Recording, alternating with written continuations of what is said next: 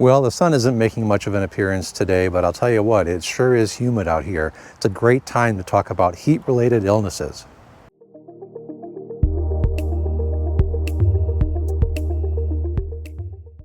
Heat exhaustion and heat stroke can be dangerous medical conditions. They can strike fast and they strike hard. Knowing the difference between the two of them can really help save a life.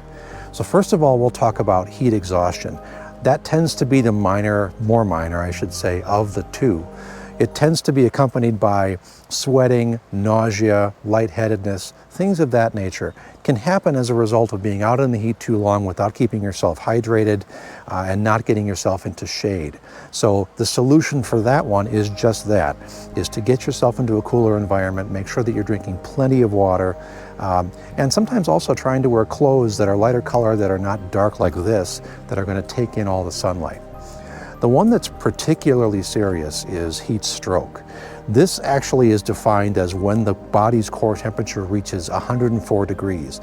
Now the body in and of itself cannot get to 104 degrees. Sometimes it will from fever, but generally speaking, on its own it can't get that high. So if it gets above 104, it's from outside forces, like being in the heat.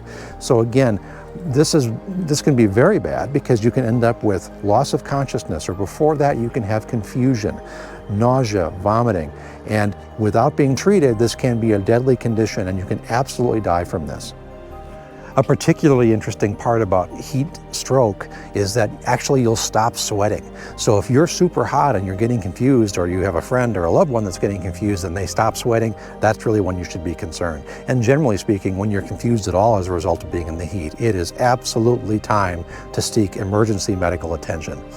Now, who's particularly at risk for this? Typically the younger and the older, so young kids for certain, and also adults over age 65. There are certain medications that can make you more susceptible to the heat. We've all, I think, been on antibiotics maybe that they've warned you that you can get sunburn or you can be more sensitive to the sun. So that is a big deal. And also, if you ended up in the heat and you weren't adequately hydrated before and during the event. So knowing these things can absolutely help save your life and can prevent just some general discomfort if you end up with heat exhaustion. So get someplace cool and take good care of yourself.